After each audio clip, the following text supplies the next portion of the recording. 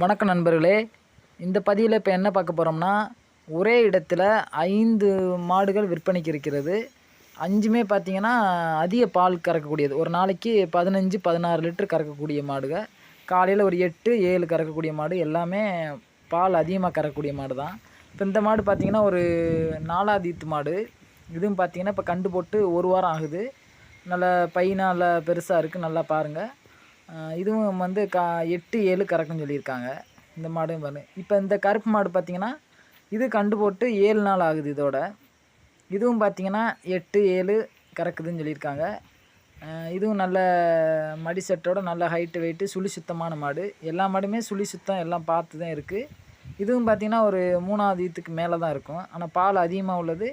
இது ரெண்டுமே பார்த்திங்கன்னா 3 ஈத்துக்கு மேலே ஈன்றது தான். 3வது ஈத்து அப்படி தான் இருக்கும். கொஞ்சம் வயசான மாடு. ஆனால் பல்லுனா நல்லா இருக்குது. பால் அதிகமாக கறக்கக்கூடிய மாடு. இப்போ இந்த மாடு பார்த்திங்கன்னா இது 2வது ஈத்து மாடு. இது பார்த்திங்கன்னா கண்டு போட்டு இன்றைக்கோட 4 நாள் தான் ஆயிருக்கு.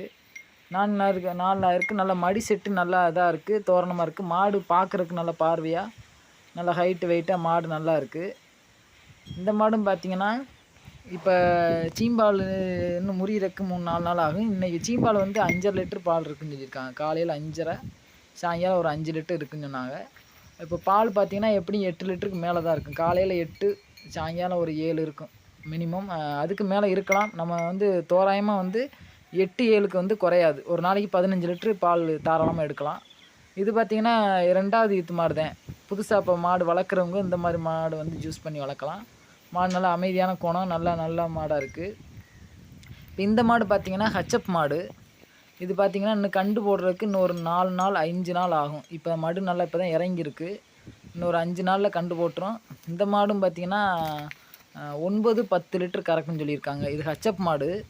இது 9, 10க்கு போன ஈத்துக்கே பார்த்திங்கன்னா 9, 10 கறந்துருக்கு. அதனால் 9, 10 கறக்குன்னு சொல்லியிருக்காங்க.